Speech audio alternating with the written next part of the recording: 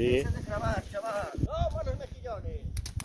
As imaxes que ven correspóndense cun dos últimos enfrontamentos entre furtivos e vixilantes na confraría de Cabo de Cruz. Hágame el favor y salga para tierra. Os gardas que vixilan as concesións do Pósito deben enfrontarse día sí e día tamén cos mariscadores ilegais, cada vez máis agresivos.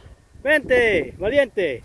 Nesta ocasión sorprenderano con 20 kilos de ameixa xapónica, que lle foron retirados.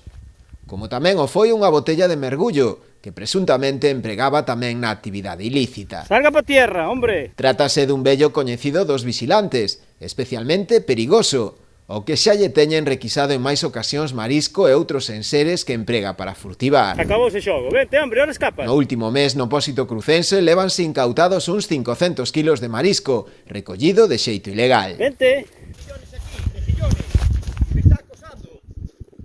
Lonxe de solucionar algo a entrada en vigor no seu día da reforma do Código Penal, que tipifica o furtivismo reincidente como delito, semella non ser suficiente para disuadir aos mariscadores ilegais, xa que, como ven, a súa presenza segue a ser constante nos areais do Barbanza.